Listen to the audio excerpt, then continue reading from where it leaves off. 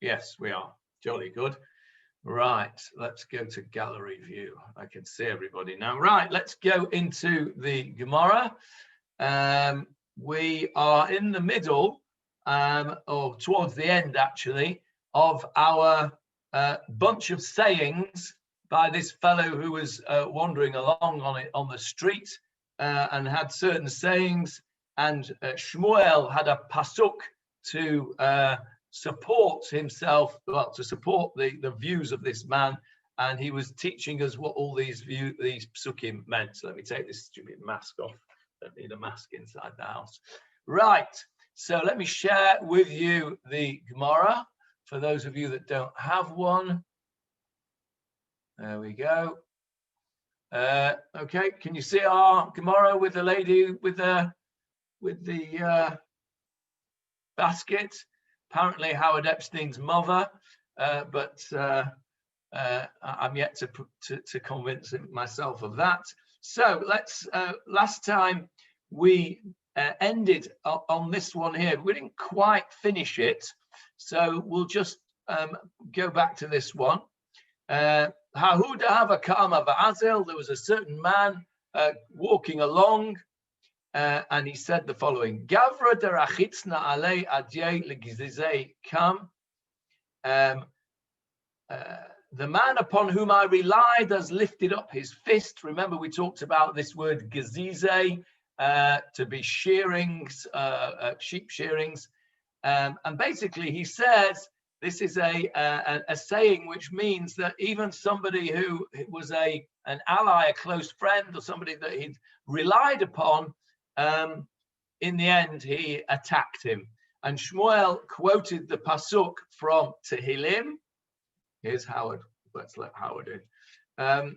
He quoted the verse from Tehillim, which said, "Gam ish shlomi asher batachti bo." The person who I trusted, who did eat of my bread, has lifted up his heel against me, and I showed you the pasuk from Tehillim. Let's see if I can find it.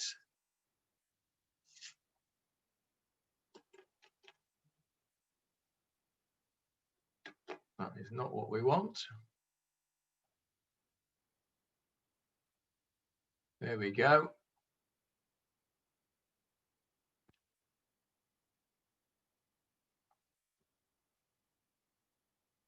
Here we go. Can you see Tehillim on the screen? Yeah. Okay, so the verse over here, verse 10, is the one I've just blued out. Gam ish shlomi asher batachti bo achel lachmi higdil alai akev. Remember, we used that word akev. Leon translated it from the art scroll as trampled upon me.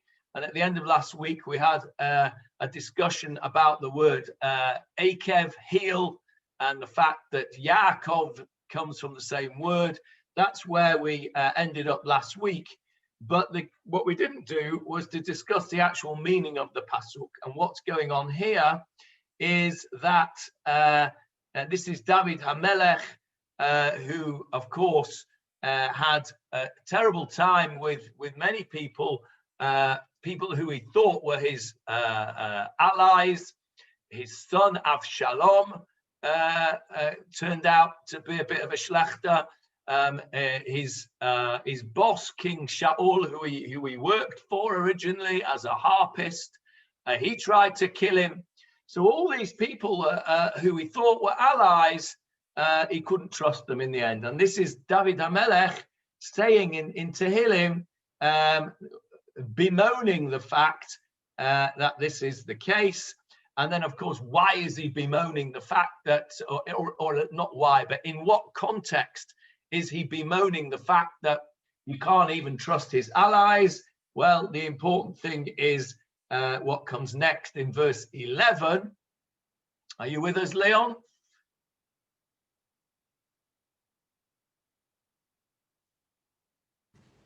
Yes. So verse 11, Leon. But as for you, Hashem, show me favor and raise me up, then I shall repay them. By this I shall know that you desire me, that you will not let my foe shout gleefully over me. So And what David HaMelech is saying is he's contrasting the support or the lack of support that he got from his allies, his human allies, with the knowledge that he can trust in Hashem completely. So it's a bit like we have. You'll remember in the davening of Yom Kippur, we spoke about this when we had our Unatana Tokef Shiur. We have in the davening of Yom Kippur, we compare the Melech Basar Vadam. We compare a human king to the Melech Elyon, to the great king, the HaKadosh Baruch Hu, that we you'll remember. There's the Piyut Melech Elyon, which we sing. I'm not going to sing it to you because I can't remember the tune and I've got a lousy voice. But you'll remember the tune if somebody proper would sing it. And we say all these things about the Melech Elyon, the high king, the Kodesh Baruch Hu, that he's trustworthy, he's this, he's that, and the other. And then at the end we say, Aval Melech Evyon, the king. It's a play on words. It's like poetry. Elyon means high. Evyon, we had it the other day actually. Evyon means a poor person. Melech Evyon means the poor king. In comparison to Hashem, the king of Basar Vadam, of flesh and blood, is a Melech Evyon. And we say we can't trust the Melech Evyon, but the Melech Elyon, that's who we can trust. And that's the part of the davening in Yom Kippur, and that's what this is talking about here. Tehillim is comparing the ally in whom he trusted, the flesh and blood ally, who in the end ambushed him and attacked him, and he couldn't rely on him. It's comparing it to his trust in Hashem, and that's the pasuk that we're talking about. Let's go back to the Gemara. So that was the pasuk that Shmuel used to support that saying of our fellow who says, the person upon whom I relied has now lifted his fist and stood against me. In other words, you can't necessarily always trust even your friends. It's not very profound, is it? I mean, I think I could have thought of that. I mean, some of them have been very profound. Some, I love the one about the water. But that one is really quite simplistic. Well, it's quite sad as well, isn't it, really? I mean, yeah, okay, I accept that. That's not particularly profound. But Shmuel's point, I think, is that whatever there is to say about life, we can find a source for it in the Torah. That, I think, is the point of all this. That the Torah is the source of all knowledge. And if you think that there is something that the Torah doesn't have something to say about, Shmuel is saying to you, no, that's not the case. Whatever it is that you can think of, I can find you a source in the Torah, because everything is in the Torah. And we find that there's a Mishnah in Pirkei Avot, which says, Ben Bagbag Omer, Ben Bagbag says, have a look at the Torah, turn it upside down this way and that way, because everything is in it. And the point I think that Shmuel is saying to Rav Yehuda is he is emphasizing the fact that the Torah is the source of all wisdom. So yeah, some of them are more wise than others, some of them are more profound than others, but that I think is the point of this Gemara. Right, now there's the next one's coming up. See what you think about this one, Julia, because this is quite interesting. Hahuda Havakama Va'azil. Our fellow was going along, and he said like this: Ki rechimtin hava aziza aputya tesafseira shchivan. Now, that's a very difficult, those are difficult words in Aramaic. And fortunately, we have a translation, because I don't think I could have translated those. And it goes like this. Ki rechimtin hava aziza. When our love was strong. Now, let's look at the word aziza. Anybody apart from David can tell me where we have that root of the word meaning strong? Aziza, strong. Any offers? Okay. Chazak? Chazak, well, you've got the Zayin, but that's about all. There is another word which is actually the same root, which we have in the Torah. David? Oz, Hashem Oz li'amo yitain. Hashem Oz li'amo yitain. Okay, that's in Tanakh. I'm thinking, oh yes, that's absolutely right. Oz, Hashem Oz li'amo yitain. May Hashem give strength to his people. Hashem yivarech et amo Yisrael. That's the Hashem should bless the people with peace. That's a pasuk. I'm not sure where that pasuk. I think it might be in Yirmiyahu, but I'm not sure. But in the Torah, there's one in the Torah. Azi v'zimrat ka vayehili lishua. Okay, Ozi v'zimrat ya. That's in the Shira. Ozi v'zimrat ya. Ozi, my strength. V'zimra, and the Zimra is from Zemer, the song of Hashem. Ozi v'zimrat ya, my strength, and my song is Hashem. So that is the same root over there. And that wasn't the one I was thinking of, but of course, David's quite right. That is in the Torah, that's in the Shira. The one I was thinking of was from a couple of weeks ago. We named it, V'haknani az ba'aretz. V'haknani az ba'aretz. The Canaanim, this is when Abraham Avinu arrives in Eretz Canaan, V'haknani az ba'aretz. The Canaanim were then strong in the land. So the word "az" means strong, and we have that. We have examples of that from the Torah. Now, ki rechimtin. That is translated here is when our love was strong. Well, you can see a word in there, can't you? You can see a Hebrew word in there. Rechimtin. What Hebrew word can you see in there? Anyone? Rachamim. Yeah? Rachamim. What does rachamim mean? Rachamim means mercy or kindness. So here it's being used to mean, it's translated here as love, and you'll see why in a moment. But richamtin, mercy or love, from the same word as rachamim. Now, while we're on the word rachamim, rachamim means mercy or kindness. The root of the word is resh chet mem, which is rechem. Does anybody know what rechem means in Hebrew? Any offers, David? Womb. Womb. Uterus. Womb.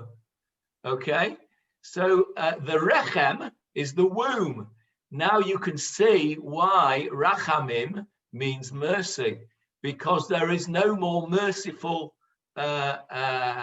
behavior than a mother to a child. So the word rachamim comes from the word rechem, womb. That's just a bit of a by the way, as an extra on the words. I can see that we have a hand up with Larry and Sharon.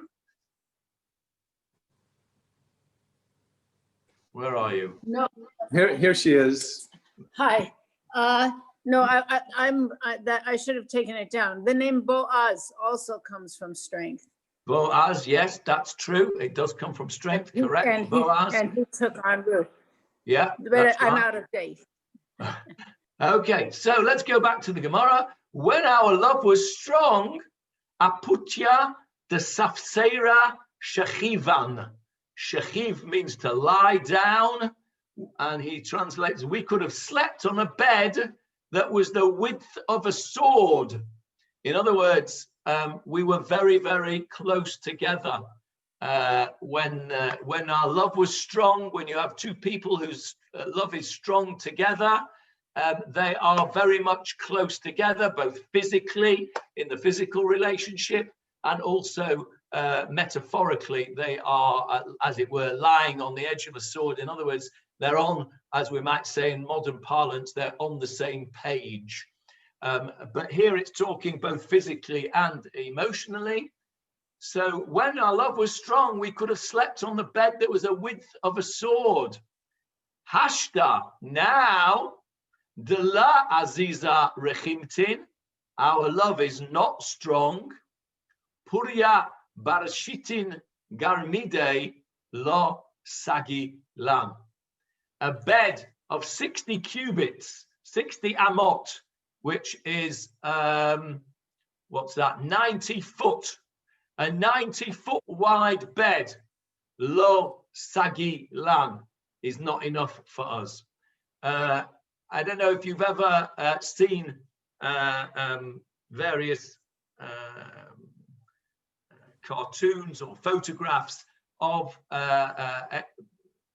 things, adverts or something or other, which is trying to depict a couple who are not together, as it were. You see them, they have them in bed together with their backs to one another at each end of the bed. They're as far away as they possibly can get from one another. And that is the imagery that many people use to describe and to show a couple that are not together, as it were. The opposite of coming together is this idea. So here, the Gemara is telling us that when our love was strong, we were very much together. We could have slept on a bed the size of the width of a sword. That might be when they were younger and thin as well, by the way. As they get older and fatter, and they no longer are, their love is not as strong, then they need a bed that's 90 foot wide, and even that's not big enough for them. So clearly, this is an expression to tell us that that when love dies, closeness of the couple, both physically and emotionally, dissipate. Now, you may say, well, that's not particularly profound either, but you know, nevertheless, it's a fact. And of course, we have our pasuk to support it. But interestingly, this is not Shmuel. Shmuel seems to have finished. We've got Rav Huna now. Rav Huna's got in on the act, and he says, "I've got a pasuk for that." Amar Rav Huna. Rav Huna said, "Kra'i ktivei." There are psukim that would tell us about this, and the psukim that he quotes are quoting something which we often see in Tanakh. We see in Tanakh the relationship between Hashem and Bnei Israel, between the people of Israel. We see it depicted as that relationship of a husband and wife. We see that many, many times. Right from the very, very start, we're told at Har Sinai, it's as if that was our chuppah with HaKadosh Baruch Hu. HaKadosh Baruch Hu was the groom, Bnei Israel was the bride, and the Torah, which we were given by Hashem, is the ketubah, is the shtar ketubah, is our ketubah. So right from the very beginning of our relationship with Hashem as a people, we are depicted as being in a marriage between God and Bnei Israel. The whole Sefer Shir HaShirim, the Song of Songs, which on the face of it is a passionate love song, poetry about a young couple whose love for one another is so very powerful. The rabbis interpret that as being allegorical of the love between God and Bnei Israel. Shir HaShirim is actually a very interesting book because at a very superficial level, it's probably one of the earliest examples of erotic literature, because it's actually a very passionate book. The rabbis, of course, in later years, is very interesting. Actually, this is something which I think David Marks will be interested in, because he's pointed out to me on a few occasions that context of the Judeo-Christian sort of approach to life influences our literature very much. The rabbis at a later date, in my view, somewhat influenced by the Christian idea that passion and relationships between man and woman are something which are dirty and negative, and something not to be talked about and to be pushed under the carpet. Influenced by that, in my view, the rabbis looked at Shir HaShirim, which is this very passionate and in places erotic poem, and said that this is just allegory, it doesn't mean it. What it's talking about is the relationship between God and the Jewish people. And actually, if you look at the Art Scroll translation of Shir HaShirim, the translation bears absolutely no resemblance whatsoever to the Hebrew words. It does not translate. It's the only book in the whole of Tanakh which is not translated in any way literally whatsoever. It's completely translated in the allegorical sense because they can't bring themselves to actually translate those words literally. That's a by the way as well. What it demonstrates to us is that the relationship between God and the Bnei Israel is depicted as that of a man and a woman, depicted of a loving relationship between a husband and wife. And that is a relationship now that Rav Huna is going to show us in his psukim that he brings to support the saying of our fellow walking along, who says, when our love was strong, we could have slept on a bed the width of a sword, but now that our love is not strong, a bed of 60 cubits is not sufficient for us. Excuse me, aren't we relating this section more to lust rather than into love? I mean, this sounds like it's a description of a lustful relationship rather than a loving relationship. And I'm wondering if we're going to get to that. I don't read it like that, Nachum. I read this as a relationship which shows that they are close. I think you can interpret it physically and say that this is a physical relationship, but I don't think that is exclusive. I think that this is talking about a emotional relationship. And the imagery that I was talking to you about before, which I see very commonly today, of a couple who are rowing or arguing or not together, it's depicted as being them far apart from one another. And this bed of 60 cubits of 90 feet wide is not sufficient for them. It's clearly not talking about, obviously it's talking about the lack of a physical relationship as well, but I think it's also, and I would say not only also, I would say primarily, it's talking about an emotional relationship here. That's how I read it. Okay, all right. Interested to know everybody else's views. What does everybody else think? David? Rashi, which Art Scroll follows, says talking about the love between a husband and wife. It doesn't talk about physical, doesn't distinguish between physical and emotional. Rashi just says that the strength of love between a husband and wife. Okay, so I think that probably encompasses both, because obviously a loving relationship with a husband and wife involves both physical and emotional relationship. That's how I read this. Anybody else got any comments on that before we move on? Okay, so let's have a look at the psukim that Rav Huna brings to support this. It's very interesting. So the first pasuk he brings is a pasuk from Sefer Shemot. I'm going to show you the pasuk in a minute. And he says, initially, Amar Rav Huna, Karai Ktivi, Me'ikara, from the beginning, initially. So initially, when we, the Jewish people, initially had a relationship with God, Ktiv, it is written, V'no'adati lecha sham, v'dibarti itcha me'al hakaporet.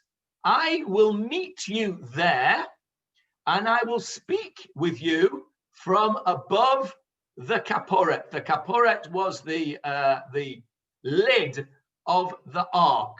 Let me go. Whoop, you don't want to see that. Definitely don't want to see that. Where are we now? There we go. Here we go. Right. You don't want to see that either. I'm not doing very well here, am I, today? With this. There we go. Right. So this is where our verse is. Can you see the Shemot? No, you can't see. Yes, you can. Okay. Chapter 25 here. And it says here, V'no'adati lecha. Here we go. Verse 22. Leon, verse 22. It is, excuse me, it is there, it is there that I will set my meetings with you, and I shall speak with you from atop the cover, from between the two cherubim that are on the ark of the testimonial tablets, everything that I shall command you to the children of Israel. Okay, so this is Hashem speaking and saying, you shall make an ark. If you have a look at the previous psukim, it's talking about making the ark. And it says, once you've made the ark, that is the place that I will come to communicate with you. And that's what the ark looks like. Okay. And between the cherubim over here, that is where God is going to be, as it were, to communicate with Bnei Israel. Now, what Rav Huna is telling us is that this place where Hashem is coming to speak to us is very small. Look, it's not very big. The ark was only a small thing. We know how big it was because the dimensions are told to us in the psukim. They shall make it. Here it is. You shall make an ark cover. The cover is only 2.5 cubits. Its length, and 1.5 cubits its width. The cubit is about a foot and a half, 18 inches. So we're not talking a very big thing here. It's quite small. And this is the area that God is going to be when he speaks to us. So that's the verse that we quote. He quotes to start with, right? And then he says, Vatanya, and we've learned in the Braita, Aron Tishava Kaporet Tefach Harikan Asara. So the ark cover was only 1 hand breadth, a tefach, 4 inches thick. So at first, when God had great affection for Israel, the divine presence was revealed within the confines of this limited space. So that's like the first part of our statement. When our love was strong, we could have slept on a bed the edge of a sword. And then, says Rav Huna, later on, it tells us the house that King Solomon built for Hashem, which was obviously the Bet HaMikdash. This is from Malachim Aleph. I'm going to show you the psukim in a minute. So Malachim Aleph, chapter 6, verse 2 is where the description of the Bet HaMikdash is. See if I can find it. There it is. Chapter 6, verse 2. Leon, if you can find it for us. Yes, the temple that King Solomon built for Hashem, 60 cubits was its length, 20 cubits was its width, and 30 cubits was its height. Okay, let's just stop there. 60 cubits. Now, where have you heard that before? Well, you've just heard it in the Gemara, because that was what our fellow said. He said a bed even 60 cubits wide wasn't good enough for us, because our love has dissipated. So Rav Huna said, when we first had a relationship with God at Har Sinai, when we said Na'aseh v'nishma, we will do and we will listen, and we had a very strong relationship, then HaKadosh Baruch Hu spoke to us from between the ark cherubs, a very small place. Later on, after Israel had sinned, then this temple, this huge place, 60 cubits high, 60 cubits is obviously an expression which means a big place. Even that was where he spoke to us. And then says Rav Huna,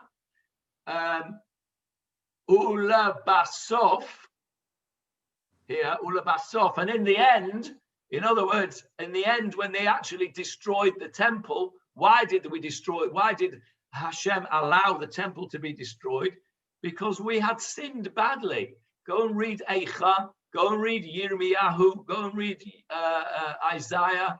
You'll read all the things that we were warned about to correct our behavior, and we didn't do it. We sinned, and so the temple was destroyed. And look what the Pasuk says. Rav Huna quotes for us. He says, Ulabasof, and in the end, look what it's written. Ko amar Hashem. So says Hashem. This is from Yeshayahu, chapter 66. So says Hashem. Hashamayim kis'i v'ha'aretz hadom raglai. The heaven is my throne, and the earth is my footstool. Ezer bayit asher tivnu li. Where is the place that you have, the house that you may build for me? And where is the place that may be my resting place? In other words, even the temple is no good. Where is it? It's destroyed. That's where it is. And the whole earth is not sufficient for me to have a relationship with you, because we are so estranged. Let's have a look at that verse, that 66, chapter 66 in Yeshaya. And then I've got it all ready for you. What's this one here? Oh, yes. I wanted to show you that. We said before that originally God spoke to us from this small area. This is the sword, the bed, the edge of a sword, as it were.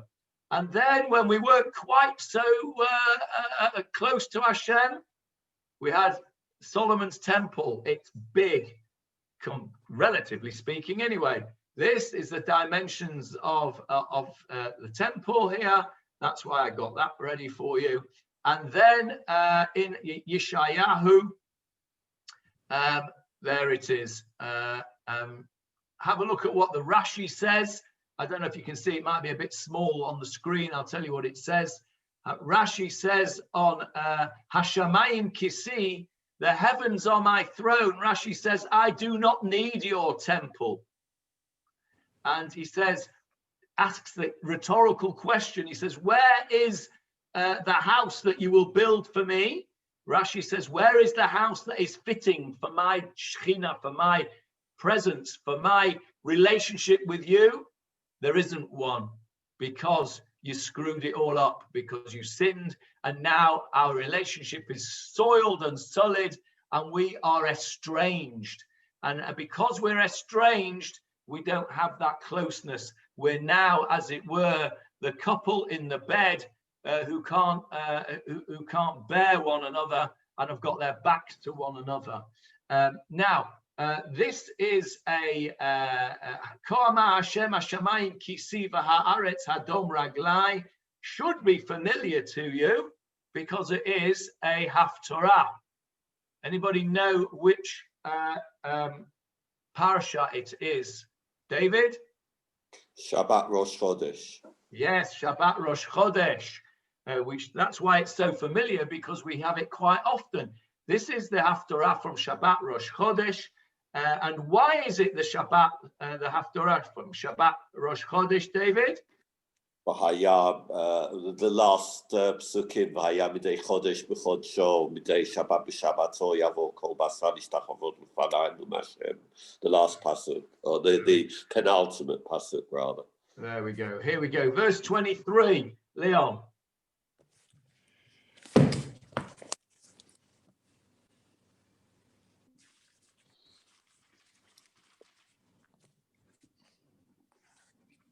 Sorry.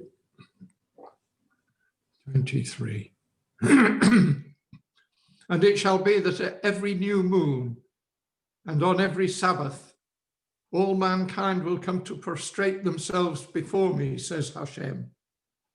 Yeah, so that's why it's the Rosh Chodesh, Shabbat Rosh Chodesh, because it talks about, it's a prophecy of Yeshayahu, that at the end of days, when we actually do a proper teshuvah, then everything will come back to as it were before, and we will bring our sacrifices as we should do on Shabbat, and particularly on Rosh Chodesh, and that's why we say this haftorah on Rosh Chodesh. But Rav Huna brings it for the first pasuk, which is demonstrating the current situation as it was at the time of Yeshayahu, which was a situation of estrangement between God and Bnei Israel. Yes, Sharon or Larry? We can't hear you. You're muted. You're right, I am. I'm not anymore.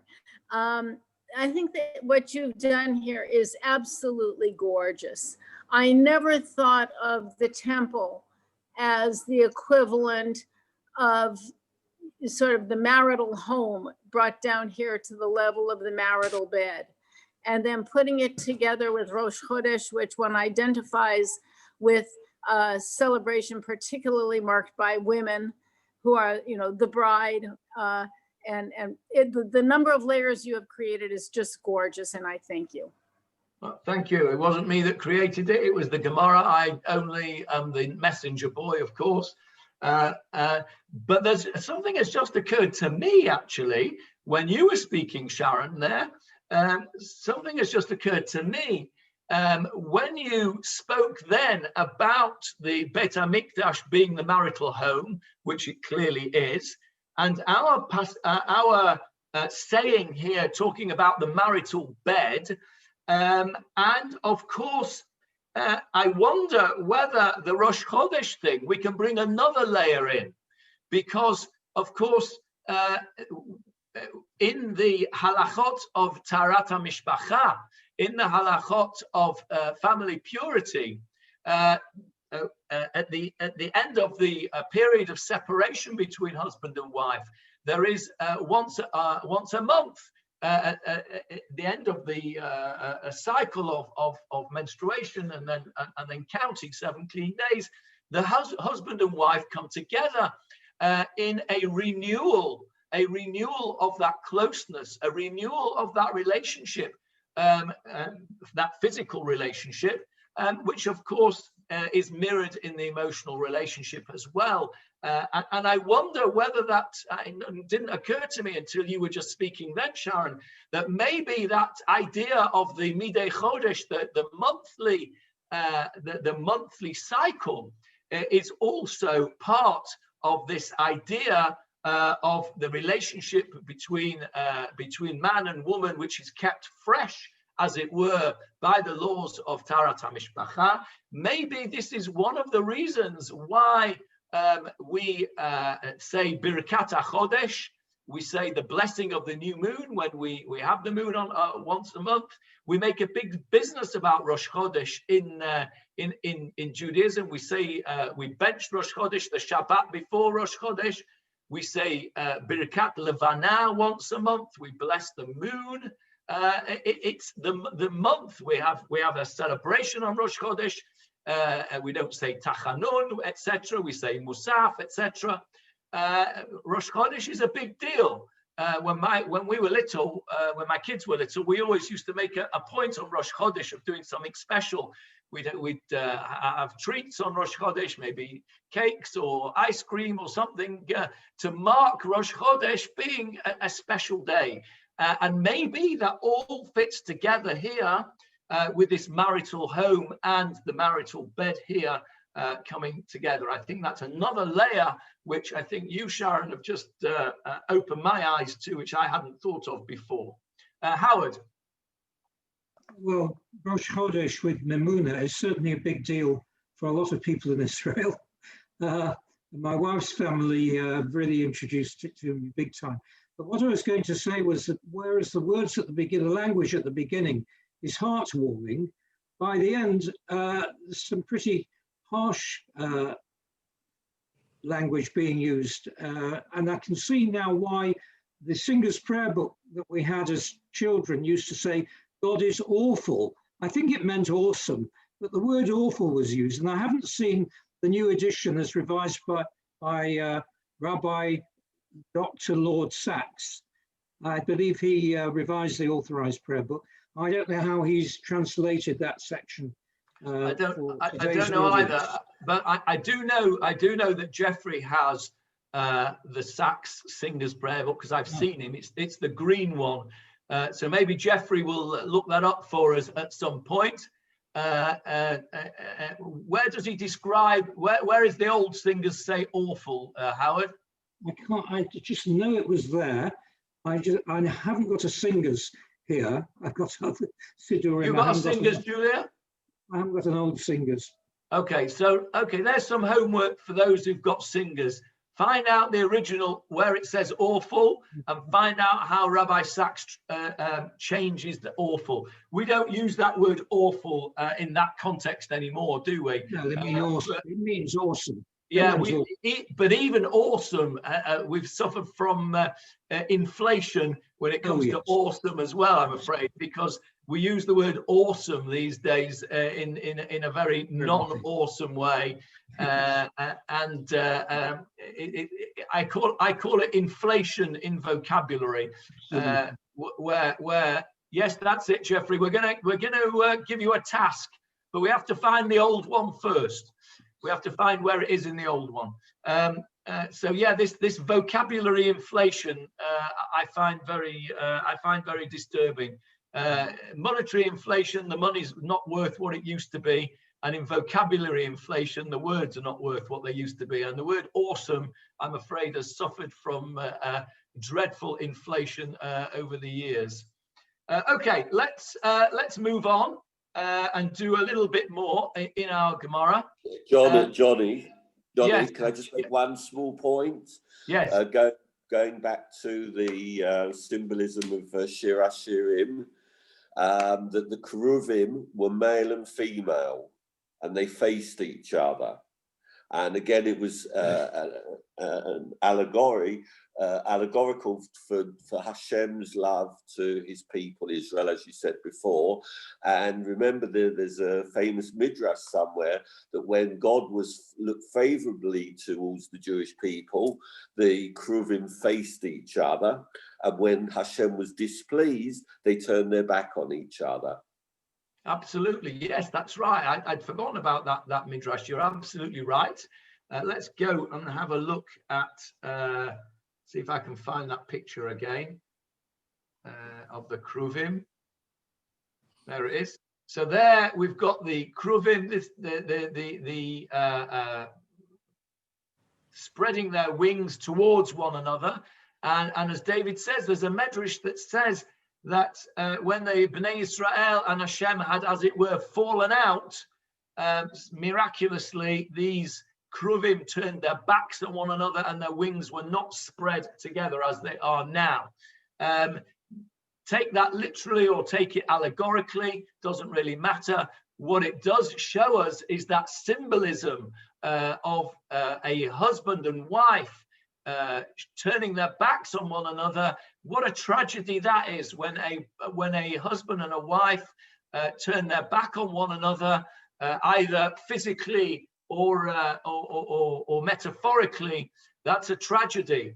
How much more is that tragedy when the husband and wife are the Almighty and his people?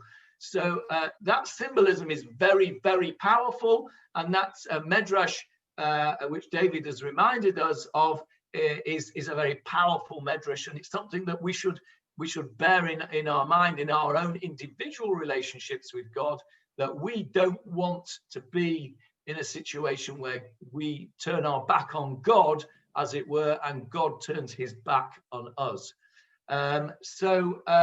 Yeah, thank you for that, David. Let's go back to the gemarah and just do a wee bit more before we stop, because now we're going to go into a few lines where we return back to a previous verse that we spoke about, and this was the Tosefta earlier on. We spoke about the idea that you may remember this, if there is a case going on and one of the judges has a student in the audience and the student thinks that the judge got it wrong, the gemarah tells us that he has to speak up. He shouldn't be afraid to speak up because the judge is his rebbe. This was in contrast to what we said about a student not giving a psak halacha in front of his rebbe. In contrast to that, the gemarah says, it was in 6a, if you want to go and look it up where we first came across it, it says that the student should not hold back. If he thinks that there's something wrong going on and justice is not being served, he must speak up. And the verse that we quoted to support that view was a verse from the first chapter of Dvarim. Let me see if I've got that ready for you. I think I did. There it is. I think it was verse 39, if I'm not mistaken. No, what verse was it? Let's have a look again. Can't remember now. It was verse 17. Okay, verse 17. There it is. Oh no, that's not right. That's 28. Didn't get there. It is. Beg your pardon. There it is. Chapter 1, verse 17. It's talking about setting up the judges. This is what our gemarah is meant to be all about. Verse 17, Leon, if you are, chapter 1 of Devarim, verse 17. Keeping you on your toes today, aren't we? Yes. Chapter 1, verse 17. Right. You shall not show favoritism in judgment. Small and great alike shall you hear. You shall not tremble before any man, for the judgment is God's. Any matter that is too difficult for you, you shall bring to me, and I shall hear it. This, of course, is Moshe speaking to the judges that he's just appointed. The important part of the pasuk that we quoted in the Gemara was this part here, Lo taguru mipnei ish. Do not fear any man. Do not hold back. So you're the student, you're listening to the judge, you think the judge has got it wrong, he's got the halacha wrong. Not his opinion, he's entitled to his opinion, he's got the halacha wrong. Do not be afraid of him. Why? Ki hamishpat le'elohim hu. Because judgment belongs to God. It's God's judgment, it's God's law. And if you think he's got it wrong, you must speak up. That is what we spoke about on page 6a. So now we're going back to talk about that in a little bit more detail. And this is what it says. My mashma dahai lo taguru. where do we get this idea that this expression, lo taguru, means you shall not be afraid? Lishna de kenushiu, that it means you shall not be afraid. Where do we get that from? It's a term for gathering in. Kenushi, gathering in. So in other words, as Steinsaltz says, the term may be interpreted to mean that a judge may not keep his ruling to himself. If he thinks it's wrong, he's got to say so. Rav Nachman Amar. Rav Nachman gives us a verse where we see this word taguru, meaning to gather in. And it's in Dvarim. It's in Dvarim chapter 28. That was the one I showed you there mistakenly. I got the wrong Dvarim out. There it is. Chapter 28, verse 39, which is now on the screens for you. Leon, verse 39, chapter 28. You will plant vineyards and work them, but you will not drink and you will not gather in, for the worm will eat it. So here we are speaking about the curses. This is in the middle of the Tochacha. These are the curses that we read in Sefer Devarim, in Parshat Kitavo. And these are all the horrible things that are going to happen to us if we don't behave. One of them is that you will plant vineyards and you'll put all your efforts into them, and it just won't work because you won't drink the wine and you won't gather the grapes because the worms will devour them. And there's nothing worse than putting effort into something, real hard effort, and seeing your efforts come to nothing. I remember when I was newly married and didn't have much to do with my spare time, I and my wife planted our garden with all sorts of vegetables, one of which was potatoes, because they were meant to be dead easy to grow. We planted loads of potatoes and we tilled the soil and we planted them and we made sure everything was right in rows and blah, blah, blah. We worked really hard. And when we came to harvest these potatoes, there was hardly a single one that didn't have worms in them and big holes in them. And it was so disappointing because we really had put effort in. And that was on a very small scale. But I understood at that point, I understood this verse here of Kramin tita va'avadata va'yayin lo tishta. But the reason we've quoted this pasuk here is the next word, v'lo te'egor, you will not gather in. So the gemarah uses that expression there, lo taguru, that you should not gather in the ruling. In other words, you should not gather it into yourself and not share it with other people. And then Rav Acha Bar Yaakov gives us another opinion as to where this comes from. He gives another pasuk where this verse comes from, and that is in Proverbs. Tachin bakayitz lachma, agra bakatzer ma'achala. She provides her bread in the summer and gathers her food in the harvest. Let's have a look and see what that's talking about. Proverbs, I got that ready for you, I think. There it is. Yeah, verse 8 says, is talking about here. Let's go back, let's go and see what Mishlei, King Solomon, let's see what he's talking about here. He's giving advice, as it were, to his child. Read it from verse 1, Leon, because I think it's worth reading this. Mishlei, chapter 6. My child, if you have been a guarantor for your friend, if you have given your handshake for a stranger, you have been trapped by the words of your mouth, snared by the words of your mouth. Do this, therefore, my child, and be rescued, for you have come into your fellow's hand. Go humble yourself before him and placate your fellow. Give not sleep to your eyes, nor slumber to your eyelids. Be rescued like a deer from the hunter's hand and like a bird from the fowler.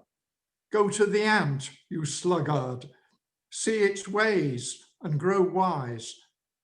Though there is neither officer nor guard nor ruler over her, she prepares her food in the summer and stores up her food in the harvest time. Carry on. How long will you recline, O sluggard? When will you arise from your sleep? Okay, so what he's saying is he's speaking to his child, or whoever it is that he's addressing, and he's saying, don't be lazy, go and work, do things, do it properly. And he says, go and have a look at the ant. There's nobody looking over his shoulder to make sure he does it right. But what does he do? He works hard all day long. He gathers his bread in the summer and the food in the harvest. In other words, they work the whole time. And I think there's an English expression, isn't there? Busy like an ant. Isn't there an English expression that implies that being like an ant is being is working well? I don't know. It sounds familiar to me. Can anybody help me out? Maybe not. But anyway, that's what Mishlei is telling us here. And the Rav Acha bar Yaakov uses that, finds this word agra, bakatzir, to gather in as a proof for our verse in the Gemara. Okay, so Rav Acha bar Yaakov, okay, oger bakayit bein maskil, and then there's a third one, a third expression using this word oger, and it's also in Proverbs, and it's in chapter 10, verse 5. And I think I got that one ready as well. There we go, chapter 10, verse 5. It's the same idea. Look at what Shlomo Melech is saying here in chapter 10, verse 5, Leon. A wise son harvests in the summer. Sorry, I've lost the place. But the shameful son is fast asleep at harvest time. Okay, so it's the same idea as he said in the previous quote, that he's saying to his son, be wise, gather in the summer. In other words, make hay while the sun shines. Gather in the summer, make hay while the sun shines. An embarrassing son sleeps soundly during the harvest. In other words, when you should be working, he's having a schloff, he's slothful. This is Mishlei, this is King Solomon giving us the benefit of his wisdom.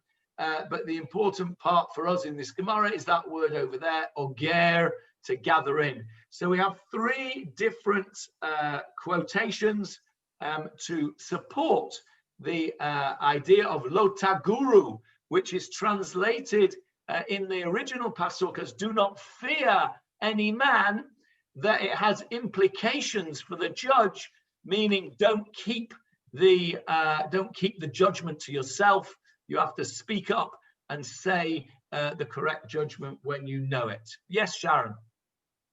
But all of the biblical references are to slothfulness and laziness, as opposed to just keeping something to oneself. Does that suggest that if one doesn't speak up, one is in the category of a sluggard, as opposed to someone who might feel that it's the better part of wisdom to use fewer words? I'm just, it's this peculiar juxtaposition of concepts to me. I think you're right. I think that these expressions are all, the word oger is the positive side of the expression. So the slothful son does not oger, does not gather in.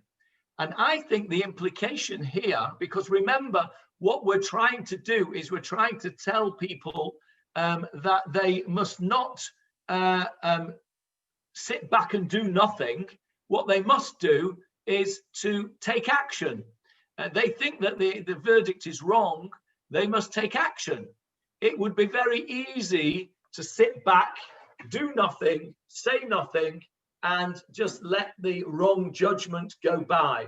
I think that there is a connection. I think that what you've pointed out there is correct, that the biblical verses that these Amoraim and Tanaim have given us are indeed implying that not to speak up when you should is incorrect, is slothful, lazy, lacking in courage, and not the right thing to do. It certainly fits in with the original meaning of the gemarah in 6a, which was that one must have courage and speak up when the time is appropriate. So I think it is deliberate. It's also a challenge then that when you speak up, you have to do the work beforehand to refine what you're going to say. So you don't just take the first thought that comes to you, but you must really work like an ant works to build its anthill. You must really work to make your expression of your thought very, very careful. And that is hard work. Okay, that's an interesting thought. And maybe I can even expand on that and say, here we're talking about harvest. Oger, meaning to harvest, to gather in. You're gonna work in your field and you're gonna harvest. You can't harvest unless you do the hard work first. Nothing will grow unless you till the soil, plant the seeds, weed the weeds, water it, etc., etc. You have to do the hard work before you can gather in. And maybe what it's also saying, Sharon, is this, that if you want to be the kind of person that knows the halakha sufficiently that when you hear something is wrong that you can speak up, you have to do the hard work. You have to put the effort in. You have to get the books out. You have to learn it. You have to know it. You have to work hard. It doesn't come easy in the same way as harvest can only happen after hard work. Then I think that is the metaphor that we're dealing with here. So I'm not sure whether that was specifically meant by these rabbis when they quoted these psukim, but I think it fits in nicely. And maybe we will put all this as another one of our chidushei poleg when I write my book on the new novellae, I think they call them, of our particular group here. We've got quite a few now that we've got enough to start writing the book now. I think we might have to get Howard to write the book because he's the one with the experience of actually writing the thing. Yeah, we're beginning to build up some chidushei poleg, and that it will be part of it. I like that very much. Thank you, Sharon. Okay, we've used up our time as usual. Doesn't time fly when you're enjoying yourself? Let's stop there. It's a good place to stop because, as you can see on the screen, we've got our little symbol telling us that we're coming up to a new subject, and you'll be pleased to know, I know you like these things, that we have another mnemonic coming up for next week. We'll see what that's all about, please God, next week. Any questions or comments before we wrap up? Johnny, yes. Can I give you another etymological problem? What's the Hebrew for wise? Wise? Yes. Well, there's various words. Chacham comes to mind. Yeah, what's the Hebrew for clever? They'll give you chacham for both each time. You know, you really have to look for the difference. Chochma, bina, vada'at. Chabad, right? Chabad. You know what Chabad stands for? Yeah. Chabad stands for Chochma, bina, vada'at. There are three different angles. Chochma, bina is understanding, da'at is knowledge, and chochma is wisdom. So in Hebrew, there are different connotations. So a clever person in modern Hebrew we'd call a chacham, but a knowledgeable person would be an ish da'at, from the word de'ah. but wise is quite different. And Hebrew is a concise language, and sometimes it's too concise. Yeah, well, sometimes there are no translations into English from Hebrew. That is definitely true. Hebrew is a concise language, very much so. Ravi Doe sends me his drasha every week for me to translate. It's usually about 10 or 12 lines in Hebrew. By the time I've finished translating it, it's usually double that in English, because I need to expand on the language, because Hebrew is such a concise language. You can express ideas in Hebrew in a much more concise way than you can in English to express the same idea. It could just be my verbosity, but I don't think No. There's much more vocabulary in English.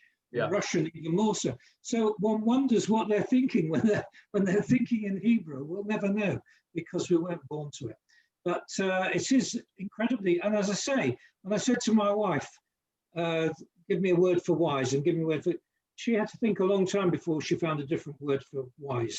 And yet wisdom is quite different from cleverness. I mean, the etymology of the Hebrew language is fascinating. Even last night when we were speaking about the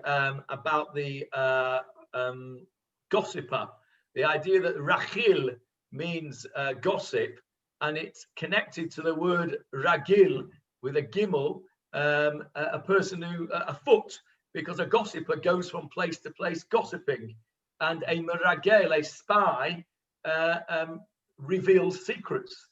So it's just fascinating that the Hebrew, the origin of the Hebrew language is really very interesting indeed. I think it lost something in the 2,000 years of the dispersion. I think that's the problem. Well, I think my own view is that Ben Yehuda, who is recognized to be the father of modern Hebrew, did a magnificent job. I think we owe Eliezer Ben Yehuda an enormous debt of gratitude. He was the father of modern Hebrew. The job that he did, that he started, that many people have continued as new words have come in. I don't know about you, I have a pet hate of English words in Hebrew. When Ravi Doe is giving his drasha, and he'll say in the middle of a beautiful Hebrew expression, "So what?" Right, which is apparently a modern Hebrew expression, or "Oh my God," right?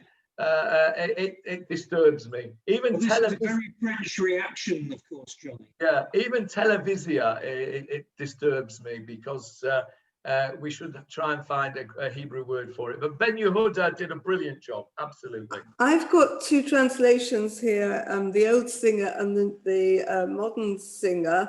It's interesting, I've only got as far as Adon Olam, but so different. And I can see in the old one, it says for the second verse, and at the end of days shall he, the dreaded one, still reign alone.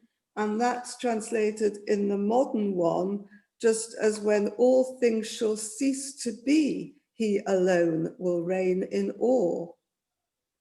Okay. They're completely different.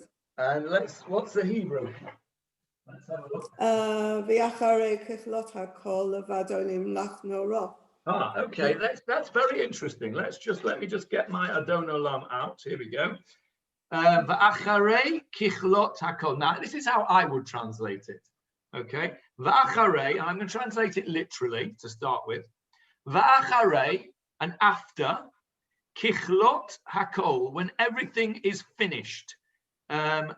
You know where we get that word kichlot? Who can tell me, please? Who can tell me the origin? Another word which has got the same roots as v'acharei, kichlot hakol, which means to end or to finish. And I guarantee you, every single one of you have said it in the last week, at least once.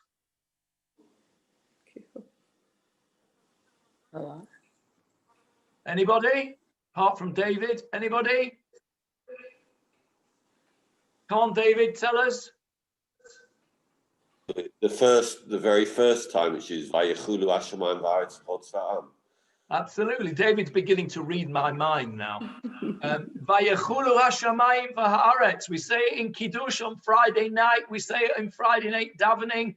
Vayechulu. It's the same root. Vayechulu hashamayim v'haaretz. The heavens and the earth, they were finished. They finished. They were completed. It's the same word. So let's go back to Adon Olam. V'acharei kichlot hakol. And after everything is finished, Levado yimloch nora. Levado, alone, from levad, he alone. Yimloch, from the word melech, he will reign. Nora. Nora, what's nora? Terrible. In the traditional sense of the word terrible. Yamim noraim. The Yamim Noraim, the days of, how do we translate that in English? The days of awe. Yeah. So Nora would, it's very interesting, Julia, that you just chose this word, because we were talking just before about the inflation of the word awesome. Nora means awe. So I would translate this line as at the end of when everything is all said and done, when everything is finished, the most awesome one alone will reign. That's how I would translate it. Well, Rabbi Sachs said he alone will reign in awe, but the previous... Okay, so he says he alone will reign in awe. Yes. Okay, so I don't think that's a literal translation. I absolutely hesitate to criticize Rav Sachs Zatzal, but I'm sure that he 1,000,000% sure that he knows that that's not a literal translation, but it's a better translation, because he will reign in awe. That would be hu yimloch be nora. So levado yimloch nora. Nora is the awesome one. So it's interesting because the original singer said dreadful, yeah? The dreaded one. So when, I haven't looked at this like this before. When you say God is awe-inspiring, correct? Yeah. I think of this more awe-inspiring, because God is not in awe of himself. God causes awe or wonder or profound humility. I mean, awe is a sense of profound humility before something so much greater than you. And yet this comes at the end of a sentence where it doesn't say who is in awe of God. It almost sounds as though God is in awe of itself, or him or herself. There's no transitive part of this sentence. And it's peculiar that way. And maybe that's the poetic. Yeah, that's it's poetry, and if you look at Adon Olam in front of you, you'll see that every line ends with the bit ra. Kol yitzir nivra, shemon nikra, yimloch nora, betifara, lahachbira. It's poetry. So the Nora goes at the English version. Sorry. One sec, Julia. So the Nora goes at the end because it's part of the poetry.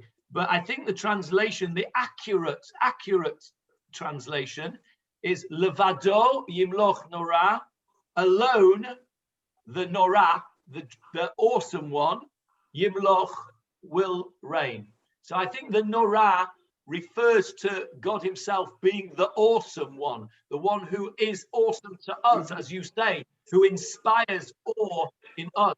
But what I wanted to say, Julia, before you tell us what you were saying, is that look how the language has changed. Nobody today would use the word dreadful, and certainly not in English. Maybe in American, I don't know. The Americans can tell us. But in English, the word dreadful today has very negative connotations. If I said to you, I saw something and it was dreadful, you would understand that I meant it was rotten. It was no good. Whereas the original meaning of the word dread was similar to awe. So the original singers, which by the way is not the original singers. The one that you've got is probably the second version. There was a first version, which was also written by Singer. The one that you've probably got there is probably the second version. Those of you remember the first version had red pages. Do you remember? It had the red edges to the pages. That's how you knew that you were in the old Singers. And it also had pages A's and B's in it. It was all very peculiar. And then the one that you've got there was referred to as the new Singers. And of course, now we refer that to the old Singers, because the green one, which Rav Sachs translated, is now known as the new Singers. And of course, then very, very sadly, in my view, the United Synagogue dumped it and brought in Art Scroll Sidurim to their shuls. And I think that's very sad. I think they should have stuck with the green Singers, which is Rav Sachs's great translation and great commentary. I don't know if any of you heard the Hespedim for Rav Sachs.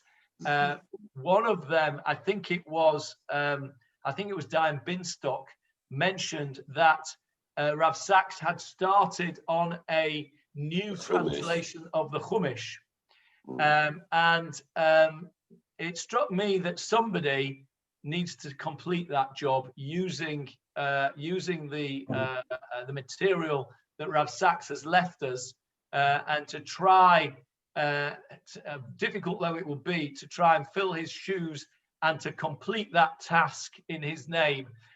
Julie, you've got plenty of spare time. You can do it. You know what, Howard? I would returning the compliment. I would so love to do a job like that. I am so far below being able to do it.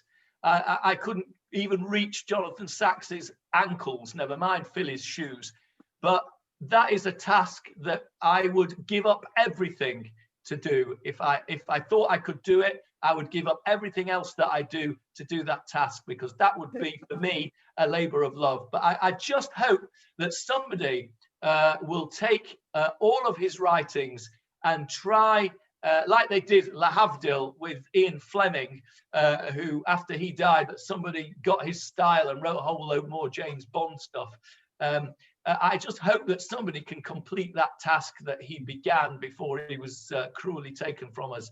But boy, would I love to do that job, Howard. I would love to do that. Well, But with the Shushir in there. Eminently qualified. David Mark seems to be eminently qualified to do it. If Jonathan doesn't feel that he could reach up to Jonathan Sachs's ankles, I don't think I'd even get near his toes. I don't know. Can I tell you very quickly an anecdote that I had an old Singer's prayer book, which I took from place to place. And when I moved to London, I sat really close, right next to Reverend Hardman. I'm not accusing him of anything wrong, but the Singer's prayer book was in my box. And then one day it wasn't. Okay, so it wasn't. It disappeared. And then 2 years, 3 years later, I'm in shul on Shabbat afternoon, there's some event, and then somebody says, Mincha, Mincha, Mincha. And we're in a big room with some bookcases. And I reach out for a Singer's prayer book, and it's mine. It's got my name. Incredible. I can't believe I haven't got it to this day. And it came home. It came out. I'll tell you something else about the Singer's prayer book, actually. In the back of the Singer's prayer book, some of you will be familiar with this. There is the prayer that is said in the UK at a funeral and at a shiva house. Sadly, that's the only part of the Singer's prayer book that many people know. But nevertheless, it is there. And you will not find it in an art scroll, and you won't find it in the Tfilat Kol Peh, and you won't find it in the Rinat Yisrael. It seems to be something peculiar to Minhag Anglia. And my son, who, as you know, is a rabbi in Australia, he carries around with him a pocket Singer's prayer book, the blue one, which is a pocket one in plastic, which Michael is showing us now. Have you got it there, Michael? There it is. Yep. That's the one. Yeah, a plastic pocket one. He carries that about with him in his pocket, and he will not go anywhere without that pocket singer's prayer book, because that is the only place that it has the tefillot of Minhag Anglia for a shiva house and a funeral. So the much maligned singer's prayer book is much beloved of many, many people. And I know Jeffrey likes his singer's prayer book. He uses the green one there. And in fact, the green one, which was retranslated by Rabbi Sachs, is actually a brilliant piece of work, as of course all of his pieces of work are. And I think it's much undervalued. And I think it was unfortunate that it came out at the same time as Art Scroll was taking a hold on things. And the Art Scroll, to be fair, the production of it is brilliant, and the production of it is nicer than the singers. The layout is nice, the print is nice, etc. And I can understand why people preferred that over the singers.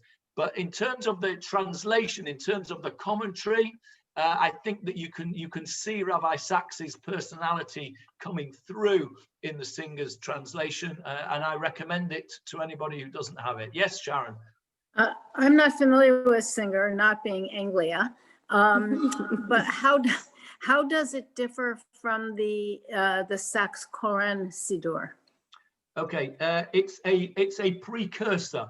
The Sachs Koren Siddur is basically a translation and a commentary, but a precursor of that was the Singer's Prayer Book, which was the sort of standard prayer book for English users, which became outdated. And it was one of the first tasks that Rabbi Sachs took on as chief rabbi in the early 90s, was to update the Singer's Prayer Book. He got involved with Koren at a much later date. And I think that if you compare the two, it's actually quite interesting, because you can see that the Koren one has a much more international flavor, if you like.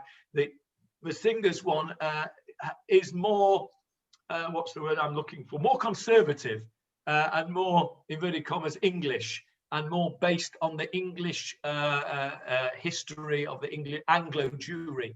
But the Koren is definitely it's sort of, sorry, the other way around. The Singer was definitely a precursor, the building block for the Koren series, which those of you who haven't got the Koren series, it's an absolute must. Get the Machzorim. The Machzorim for Yomim Noraim and for the Chagim are just outstanding, absolutely outstanding. Yeah, Johnny, just to say that the Singer's Prayer Book and Hertz Chumash were used exclusively throughout the Old Commonwealth. So before your son's time, they would have been readily available across Australia. I think they still are available in Australia, but it's interesting that in his shul in Perth, the Sidurim and the Chumoshim, which are in the bookcases now, are all art scrolls. Art scroll, yeah. Yeah, they're not singers. Then I don't want to criticize Art Scroll. There is a lot of magnificent things about Art Scroll. As you know, there are certain things I don't particularly like about Art Scroll. But Art Scroll have brought, I want it to be on record, that Art Scroll have brought a huge amount of Torah to the English-speaking world.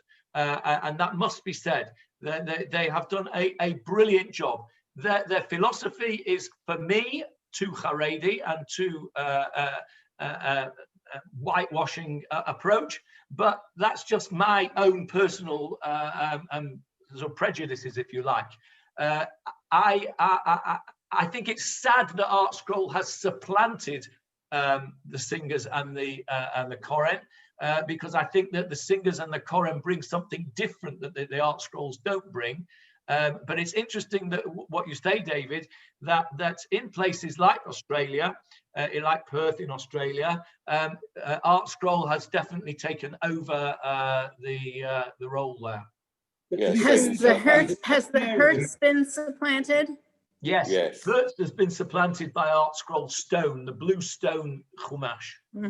To be fair, Johnny, the Machzerim were a breath of fresh air. They made Yom Tovim services accessible to. That was 100%. how they scored. 100%. When the Art Scroll Machzorim came in, they replaced, in America, they replaced the Birnbaum, which was a very good Machzor of its day. Yeah, I had a Birnbaum. And in England, they replaced the Routledge, which was the equivalent of the old Stingers with the red pages even, right? What about Shapiro Valentine? You've got a Routledge to show us, Michael, in your bookcase? Well, I've got Shapiro Valentine and Routledge. Right, okay, so Routledge was the old English. And when the Art Scroll Machzorim came out, they really were a huge step forward, massive. The commentary to them, the translation, I could not agree more. The Art Scroll Machzorim coming out transformed New world, yeah. thousands and thousands of people's Yom Tovs, without a doubt. There was nothing to read in the Routledge at all. Birnbaum had a little bit and was interesting, but it wasn't just that, Johnny. It was the Hebrew side of the book was so much clearer, more logical, and more. It was brilliant. They were absolutely brilliant, without a doubt. For me, Koren has taken that a step further because they have the benefit of Rav Sachs's commentary, and I don't have to tell you that, you know, there he is.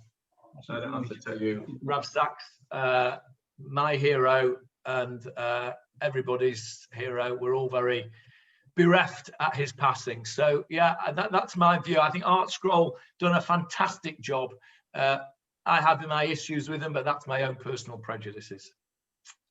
I downloaded Morality on Friday afternoon and spent Shabbat reading it. I know you read it, but I did. And then the minute Shabbat was over and I put it down, it's just weird. I told you that I just finished listening to him reading the book. I listened to his voice at the very end of his last chapter in Morality before Shabbat came. And it was almost as though he went away on, he was elevated on his own breath of optimism that he cites at the end of the book. It was almost like hearing his spirit expire with hope. It was quite something. If you want to listen to the Audible. I would, my wife has asked me to get her the audiobook. I have the printed book. I haven't read it yet. One of my sons bought it for me for my birthday, but as you can imagine, I just have not had time to even open it yet.